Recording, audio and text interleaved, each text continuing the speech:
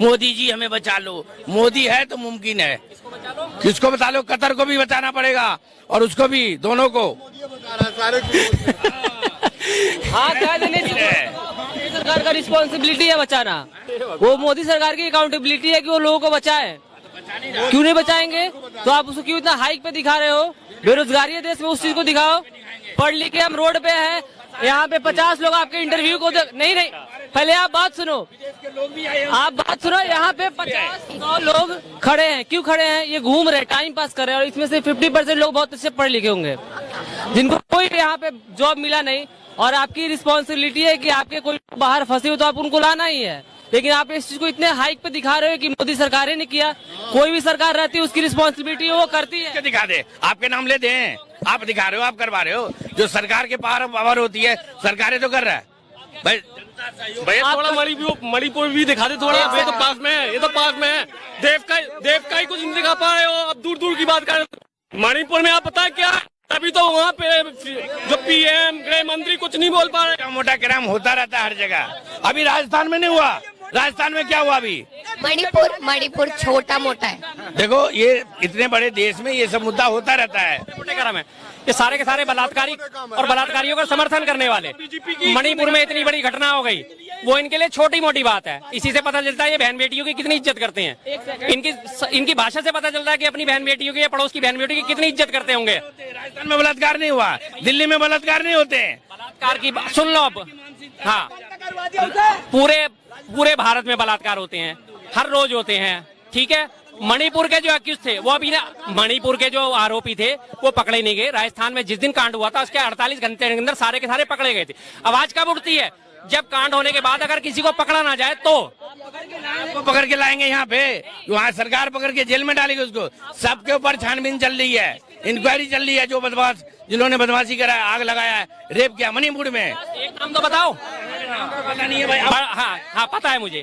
मैतेई समुदाय का एक लड़का जिसने वीडियो बनाई थी उस सारे इंसिडेंट की, उसको पकड़ा गया है। जिन्होंने हाथ फेरे थे, जिन्होंने कपड़े उतारे थे, जिन्होंने बलात्कार करा, उनमें से एक भी नहीं पकड़ा गया है। सिर्फ तो बता दो सरकार को, आप सबका नाम मालूम होगा। जिसने फोटो बनाया उसका नाम पता है, तो उसके साथ जितने आदमी उसका भी नाम उठा सकता हूँ। मणिपुर में रहता नहीं, लेकिन मैं सवाल उठा सकता हूँ। तुम कम से कम सवाल तो उठाने लायक बनो। या इतना भक्ति में डूब गए हो, 5 किलो राशन खा के बिल्कुल ही खत्म हो गई है तुम्हारी भक्ति। तो आपको फ्री का माल चाहिए, फ्री नहीं, आपको फ्री का माल चाहिए। एक मिनट शर्मा जी, एक मिनट। मणिपुर का मैं मानता हूँ, चलो ठीक है।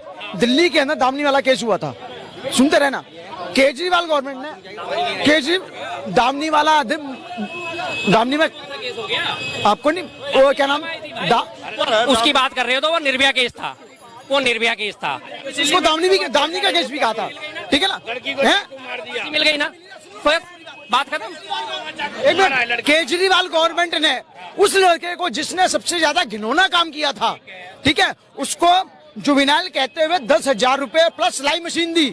साला सबसे पहले तो उसको मारना चाहिए था। अब इसकी बात मैं बता देता हूँ आपको। देखो, टेक्निकली ये चीज और नैतिक रूप से ये चीज गलत है, लेकिन हमारे संविधान से देश चलता है। संविधान में नाबालिग जो भी होता है 18 साल से नीचे का, उसे जो भी कोई सजा दी जाएगी, सुन लो यार, सुन लो, काम आएगी। 18 साल से नीचे का नाबालिग, चाहे वो कुछ भी कर दे, वो मर्डर कर दे, वो रेप कर दे, लेकिन उसे 18 साल होने तक जुवेनाइल बोर्ड में रखा जाता है, जुवेनाइल कस्टडी में। हाँ, कुछ भी कर दे। अरे सुन लो मेरी बात यार।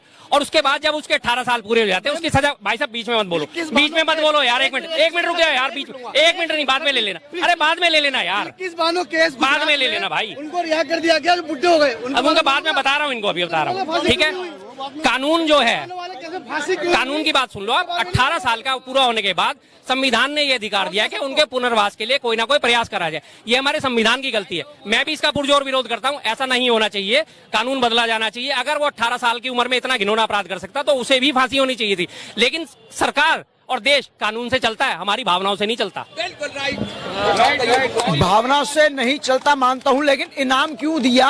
नहीं दिया था, वो इनाम ही है बेटा, रेप नहीं है। एज पर संविधान वो पुनर्वास राशि होती है। पुनर्वास का मतलब होता है कि अगर किसी अपराधी ने गलत करा तो उसे सुधारने का मौका दिया जाए, उसे सुधार। जेलों में भी सश्रम कारावास होती है। सुन लो इस बात को, आप पढ़ते होंगे ना, सश्रम कारावास, सुधारने का मौका देते हैं, प्लस साथ में जेल में उससे काम कराते हैं और जेल में उसे मजदूरी दी जाती है। जब उसकी सजा पूरी होती है उसे सारा का सारा पैसा इकट्ठा करके उसे वापस दिया जाता है कि ताकि वो समाज में जाके अपनी दोबारा से जिंदगी शुरू कर सके। ये सिस्टम है, ये हमारे संविधान की खामियां हैं जिन्हें हम पूरा नहीं कर सकते, लेकिन आवाज उठा के पूरा कर सकते हैं। आप भी आवाज उठाओ, मैं भी आवाज उठाऊंगा कि ऐसा नहीं होना चाहिए, लेकिन उस चीज को मेरे ऊपर मत डालो कि उसे पुनर्वास या केजरीवाल के ऊपर, वो भी संविधान से बंधा हुआ है, उसकी भी गलती कोई नहीं थी केजरीवाल की, संविधान से बंधा हुआ है, संविधान के अनुसार उसने फैसला लिया और जनमत। अभी दिल्ली के अंदर में एक लड़की को चाकू मारा था, उसके बारे में क्या कह रहे हो आप? क्यों नहीं कह रहा सरकार ने अंदर यहाँ पे फांसी क्यों नहीं लगा दिया उसको? दिल्ली में जो एक लड़की को अभी एक लड़के ने चाकू मारा था, क्यों नहीं उसके ऊपर मुकदमा फांसी हुआ? मुकदमा उसका दूसरे दिन ही तो पकड़ा गया था वो लड़का जिसको चाकू मार मार के लगातार, फांसी भी हो जाएगी उसे अगर कोर्ट समझेगा। रेयरेस्ट ऑफ रेयर एक चीज होती है, दुर्लभ से दुर्लभतम, उस केस में फांसी होती है। अगर कोर्ट समझेगा उसको तो वो फांसी भी दे देगा। मैं कोर्ट नहीं हूँ, अगर मैं होता तो मैं दे देता। हाँ, मणिपुर में हुआ वो हम कोर्ट नहीं है, वो कानूनी करेगा जो भी कुछ करेगा, सिस्टम से होगा काम। नहीं कर रहे आप, उनका मजाक उड़ा रहे हो कि मणिपुर में छोटी मोटी घटनाएं होती रहती है। मैं उस घटना को छोटी नहीं मानता। जैसे पूरा राष्ट्र आज तक 5000 सालों से इस बात को कहता है ना कि द्रौपदी का चीरहरण क्यों हुआ, उस बात पे कौरवों को, धृतराष्ट्र को दोषी ठहराया जाता है, उसी तरह मैं भी सबको दोषी ठहराता हूं कि वहां पे उस सारी शासन ने, सत्ता ने क्यों अंधा होकर उसको देखा, क्यों होने दिया वो कांड, और क्यों अभी तक उनके ऊपर कार्रवाई नहीं हो रही। मैं उस चीज को उठा रहा हूं। मेरी किसी से कोई सहानुभूति नहीं, मेरी सहानुभूति हर एक के साथ है। 12 साल की बच्ची जो उज्जैन में जो रेप हो गया उसके साथ, और वो गली गली फिरती रही, लोगों ने अपने दरवाजे नहीं खोले हरामखोरों ने कि वो बच्ची अंदर आके उसे ले सके, वो बेचारी नंगी खून से लथपथ घूम रही थी। ऐसे ऐसे हरामखोर लोग बसे पड़े, मेरी उनके साथ कोई संवेदना नहीं है। मेरे हाथ में अगर संविधान हो, पावर हो, तो मैं ऐसे सारे लोगों को फांसी पे चढ़ा दूंगा। लेकिन ऐसे लोगों का मध्य प्रदेश में, उन्नाव में, जहां भी बहन बेटियों के साथ बलात्कार होता, मेरी भी बहन है, मेरी भी बेटी है, सीधी सी बात है। बहुत बढ़िया, बहुत बढ़िया। आप ये बताइए मोदी जी के काम, मोदी जी के काम। मोदी जी का बहुत काम है, गिनती कर लो। देखो, किसानों के लिए योजना है, गरीबों के लिए है, बहन बेटियों के लिए है। अभी 33% आरक्षण दे दिया बहन बेटियों के लिए। मोदी जी का काम तो शुरू से लेकर एंड तक 70 साल में जो कांग्रेस ने नहीं किया वो मोदी साहब ने कर दिया। आप देश से लेके विदेश तक कहाँ कहते हो मोदी जी का नाम नहीं है? हर जगह उनकी डंका बज रहा है और डंका बजेगा। 2024 में भी मोदी जी ही आ रहे हैं।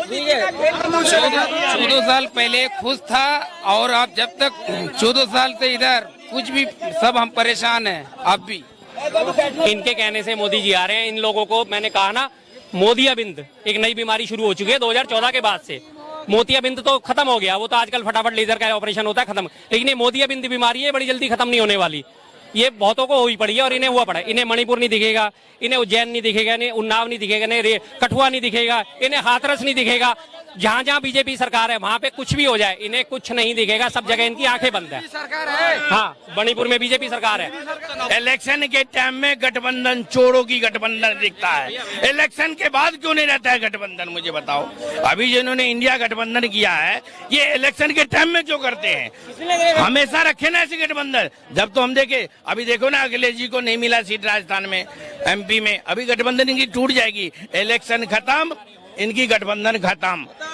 गठबंधन के सवाल उठा रहे हो तो अगर ये इलेक्शन की बात आप कर रहे हो, 89 में जब बीजेपी की, उसकी VP सिंह की गवर्नमेंट बनी थी तो बीजेपी ने क्यों सपोर्ट दिया था? क्यों गठबंधन करा था बीजेपी ने उसके साथ? 89 में VP सिंह को सपोर्ट क्यों दिया था? VP सिंह को सपोर्ट क्यों दिया था बीजेपी ने? 72 सीट थी बीजेपी के पास, तालमेल बनी थी। तो फिर अब आज उनकी तो इलेक्शन के टाइम में नहीं ना होता है, सारे चोरे को जाते। यूपी का चुनाव हुआ तो एक जगह बोल दो कि पहले है ना पार्टियों का गठबंधन होता था, अब चोरों का गठबंधन हो रहा है। बोलो खुल के। गठबंधन होता है और ये सारे के सारे चोर 2024 में अंदर जाएंगे। सही कह रहे हैं, चोरों का गठबंधन होता है। सरकार आपकी ये पकड़ के अंदर डालो ना। एक मिनट, बिल्कुल, ये बिल्कुल सही कह रहे हैं, चोरों का गठबंधन होता है। उस चोरों में बीजेपी में नारायण राणे शामिल है, 7,500 करोड़ का उसके ऊपर आरोप है। नीतीश राणा, नीलेश राणे हैं, उसके ऊपर भ्रष्टाचार के आरोप है। अजीत पवार है, उसके ऊपर भ्रष्टाचार के आरोप है। हेमंत बिस्वा शर्मा है, उसके ऊपर भ्रष्टाचार के आरोप है। तो ये तो चोरों का गठबंधन तो इन्हें दिखता है ना। जो इनकी पार्टी में घुसे हुए सारे चोर तो दिखेंगे नहीं। जो देश को खा गया, चारा घोटाला कर गया, उनको बोलते कि हमारा पार्टी का सहयोगी है, नहीं समझे? उनका ये गठबंधन बना रहे हैं हिंदुओं के दुश्मन। और कुछ लोगों के मसीहा बनने वाले कह रहे हैं कि मोदी को हटा देंगे। अरे कहाँ हटा दोगे मोदी के? तुम कहाँ लगोगे? पहले बताओ। बोला अगर देवी जी में इतनी ताकत होती तो अंग्रेजों को भगा क्यों नहीं दिया? तो बताओ, ये तो हिंदुओं का दुश्मन है ये।